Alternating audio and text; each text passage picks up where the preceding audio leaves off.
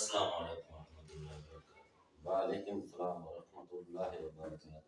ناظرین کرام، امید کرتا ہوں کہ میرے جتنے بھی دیکھنے والے ہیں اور سبسکرائبرز ہیں اور فالوورز ہیں سارے بخیریت ہوں گے، اور ہم دعا کرتے ہیں کہ اللہ رب العالمین ہمارے سارے ناظرین کو خوش رکھے اور سلامت رکھے۔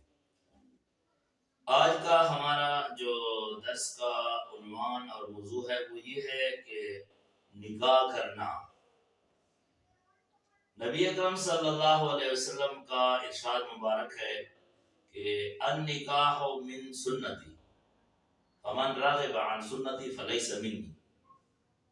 خلق شیر بھائی، محمد رسول اللہ صلی اللہ علیہ وسلم فرماتے ہیں کہ نکاح کرنا جو ہے نا یہ میری سنت ہے۔ فمن راغب عن سنتی، جس آدمی نے اس نکاح سے منہ پھیر لیا، من جو کوئی، وہ مرد ہے یا عورت ہے، اس نے نکاح سے انکار کر لیا تو فلیس منی، وہ مجھ میں سے نہیں ہے، مطلب ہے وہ میرا نہیں ہے، میرے اسلام میں نہیں ہے، وہ میرا امتی نہیں ہے۔ کیوں؟ نکاح ایک ایسی سنت ہے کہ رسول اکرم صلی اللہ علیہ وسلم نے اس کا حکم دیا ہے، اور قرآن کریم نے بھی اس کا حکم دیا ہے۔ قرآن کریم کا فرمان ہے کہ تم نکاح کرو عورتوں سے، نکاح کرو، سورۃ نساء ہے، نکاح کرو تم عورتوں سے، مثنا وثلاثا وثلاثا ورباع۔ کیا فرمایا؟ تم نکاح کرو عورتوں سے، کتنی عورتوں سے؟ پہلے اللہ نے یہ نہیں فرمایا کہ ایک عورت سے نکاح کرو، بلکہ فرمایا مثنا، دو دو، ثلاثہ، تین تین، رباع، چار چار۔ اچھا، اللہ اور اللہ کے رسول صلی اللہ علیہ وسلم فرماتے ہیں کہ نکاح میری سنت ہے، اور جس نے اسے منہ پھیر لیا یا نکاح نہیں کرتا تو وہ میرا امتی بھی نہیں ہے۔ اور قرآن کہتا ہے کہ تم نکاح کرو دو عورتوں کے ساتھ۔ آپ تھوڑا سا ایسا دے دینا، بھائی کا چہرہ مجھے نظر آئے، حبیب اللہ بھائی سن رہے ہو نا؟ ہاں سن رہا ہوں۔ اللہ فرماتے ہیں کہ تم نکاح کرو دو، سن رہے ہیں، سب کچھ سن رہے ہیں، تین کے ساتھ، چار کے ساتھ۔ اللہ کے رسول فرماتے ہیں کہ جس نے میری سنت سے یہ نکاح سے منہ پھیر لیا وہ میری امت میں سے نہیں ہے۔ تو اس کا مطلب ہے کہ نکاح ایک بڑی چیز ہے، اور اللہ نے کیوں اس کا حکم دیا ہے دو دو کا۔ اب ہمارے معاشرے میں کیا ہو رہا ہے؟ ہمارے معاشرے میں یہ ہو رہا ہے کہ کوئی آدمی اگر کہے کہ میں نکاح کرتا ہوں، یہاں تو اللہ کے رسول صلی اللہ علیہ وسلم نے یہ نہیں فرمایا نا کہ جوان ہے، فرمایا من راغب عن سنتی، من موصولہ ہے جو کوئی بھی ہے، چاہے وہ جوان ہے چاہے وہ بزرگ بھی ہے۔ تو جو آدمی آج ہمارے معاشرے میں کہہ رہا ہے کہ بھئی میں نکاح کرتا ہوں، تو اس پر لوگ ہنس پڑتے ہیں، اس پر باتیں کرتے ہیں۔ یہ کیوں کرتے ہیں؟ اس لیے کرتے ہیں کہ معاشرہ خراب ہے۔ جی بالکل، تو معاشرے کو ٹھیک کرنا ہے ہم نے، بے شک، ہم نے، میں نے، آپ نے، جو ہیں بیٹھے ہیں، جو نہیں ہیں، جو بیٹھے ہیں وہ ان کو کہنا ہے کہ اپنے معاشرے کو، اپنے آپ کو ٹھیک کرو۔ جب معاشرہ ٹھیک ہو جائے گا تو انشاءاللہ سب کا سب ٹھیک ہو جائے گا۔ اب سنیں، ہم یہی کہہ رہے ہیں نا معاشرے کو، یہ لوگ سن رہے ہیں، اللہ ہمارے سارے ناظرین کو خوش رکھے۔ ایک یہ نہیں، اسلام میں سچ سب سے بڑی چیز سچ ہے۔ اسلام میں سب سے بڑی چیز سچ ہے۔ اسلم سے کسی نے پوچھا کہ تیری امت ذبح کر سکتی ہے؟ تو اسلم نے فرمایا کر سکتی ہے۔ تو اسلم سے کسی نے پوچھا کہ تیری امت جو ہے وہ قتل کر سکتی ہے؟ اسلم نے فرمایا کر سکتی ہے۔ تیری امت جھوٹ بول سکتی ہے؟ اسلم نے فرمایا نہیں نہیں نہیں، میری امت جھوٹ نہیں بول سکتی۔ آپ سنیں نا، ایک منٹ آپ کو پھر نمبر دیتے ہیں کہ بھئی اس کا جو آپ نے حدیث پڑھی ہے کہ بھئی جھوٹ نہیں بول سکتی وہ میری امت۔ اب ہمیں یہ بھی پتہ نہیں ہے امتی کون ہے۔ اگر ہم اس کو امتی کہیں کہ نبی علیہ السلام کا زمانہ کسی نے پایا جو نبی علیہ السلام کے اس میں ہے، تو اس میں تو ابی لہب بھی تھا، نبی اعظم کا چچا، ٹھیک ہے، وہ تو ساتھ تھا نبی اعظم کا چچا کا، لیکن امتی ہونے کا مقصد کیا ہے، ان باتوں کے طرف میں آ رہا ہوں۔ لیکن پہلے یہ بات ہے کہ لوگ اس آدمی پر باتیں کرتے ہیں جو آدمی کہتا ہے کہ میں نکاح کرتا ہوں، ٹھیک ہے، کوئی آدمی ہے اس کی بیوی فوت ہو گئی اور اس کے بچے جوان ہیں، اب وہ نہیں کہہ سکتا کہ میں شادی کرتا، کیوں؟ ہاں جوان بچے ہیں اور یہ شادی کرتا ہے، تو میں تو سخت لہجہ استعمال نہیں کرتا، لیکن اللہ کے رسول صلی اللہ علیہ وسلم نے کیا فرمایا اس کو ہم دیکھیں، کیونکہ ہم نے پڑھا ہے لا الہ الا اللہ محمد رسول اللہ، ٹھیک ہے۔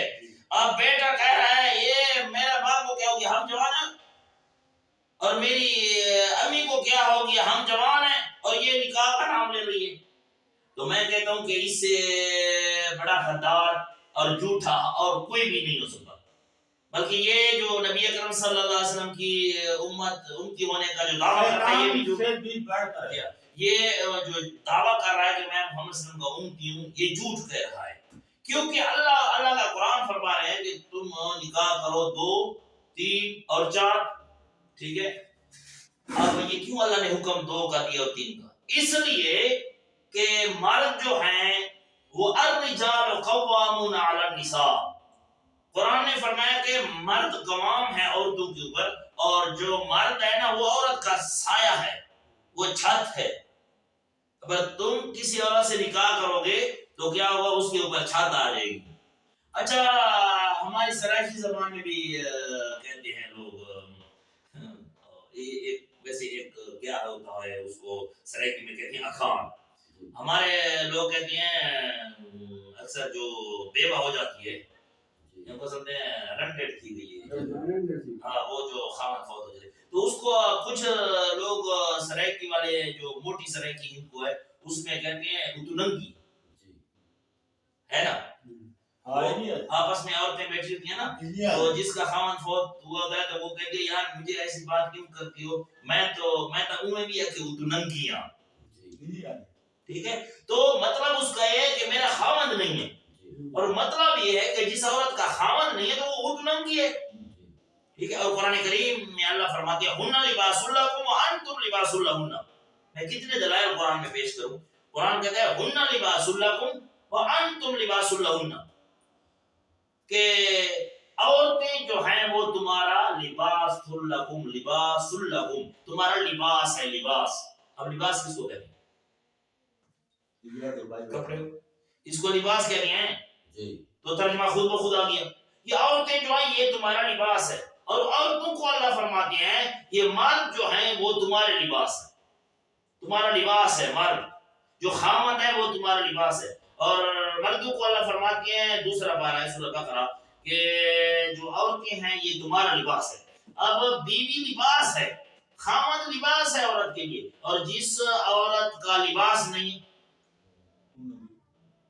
جس مرد کا لباس نہیں، اگر ایک آدمی یہ کہتا ہے میں شادی کرنا چاہتا ہوں اور بیٹا کہتا ہے کہ یہ کیسے کیوں شادی کرتے، اگر کوئی آدمی یہ ہمارے جو ادھر والے اگر ساتھی سن رہے ہیں تو میرے ساتھ بیٹھے کوئی آدمی آگے کہیں کہ اس لیے کہہ رہے ہیں، نہیں میرا عنوان ہے اور میں اس پر قرآن اور حدیث پیش کر رہا ہوں، تو اس دوسرے پارے والی آیت جو ہے ہن لباس لکم وانتم لباس لہن جو قرآن ہے، اب بیٹا مجھے کہہ رہا ہے کہ تو شادی کرنے اساں جوان ہیں تیرا دماغ خراب ہے، تو اس کا مطلب ہے کہ بیٹا کہہ رہا ہے کہ میرا باپ جو ہے بغیر کپڑوں کے ہو، اس کو سرائکی میں کیا کہتے ہیں، ننگا، تو میں کہتا ہوں میرا باپ جو ہے وہ ننگا ہو اور میری بیوی ہو، تو اسی طرح اگر باپ بیٹے کو منع کرتا ہے تو اس کا مطلب ہے کہ خود تم شادی کرتے ہو لیکن اپنے بیٹے کو، اتنا وہ اپنا حبیب اللہ بھائی کی بات ہے کہ ہمارا معاشرہ خراب ہو چکا ہے، دین سے دور ہے ہم، ٹھیک ہے، یہ باتیں اس لیے آ رہی ہیں کیونکہ قرآن کہتا ہے تم نکاح کرو، اور میں کہتا ہوں کہ یار حبیب اللہ بھائی مرتضیٰ ہے، یہ مفتی عبداللہ ہے، اور یہ بھائی ملک صاحب ہے، یہ جو اچھا یہ اب نکاح کرنے کا ہے، یار جب اللہ نے حکم دے تو بس ٹھیک ہے۔ اب دیکھیں نکاح ضروری ہے بھائی، زنا نہ کریں، بدکاری نہ کریں، اس کو اللہ نے منع کیا ہے، نکاح کا تو حکم ہے، نکاح تو کریں نا، اچھا وہ بات بری نہیں لگتی لوگوں کو، اس کا نام بھی نہیں لیتے، ہاں جو آدمی یہ کام کرتا ہے نا اس کا تو نام بھی نہیں لیتے، لیکن جو آدمی نکاح کا نام لیتا ہے وہ برا ہے معاشرے میں. تو یہ میں کہتا ہوں کہ یہ جو آدمی بھی کہتا ہے وہ دین سے دور ہے، محمد صلی اللہ علیہ وسلم کے امتی ہونے کا جو دعویٰ کرتا ہے یہ غلط ہے. رسول صلی اللہ علیہ وسلم فرماتے ہیں. اچھا آگے اللہ فرماتے ہیں کہ نکاح کرو، جیسے لوگوں نکاح کرو مثنی و ثلاث و رباع 4 تک، لیکن آگے اللہ ایک بات فرماتے ہیں، یہ نہیں فرمایا کہ اگر تمہاری طاقت نہیں ہے تو پھر نکاح نہ کرو نا.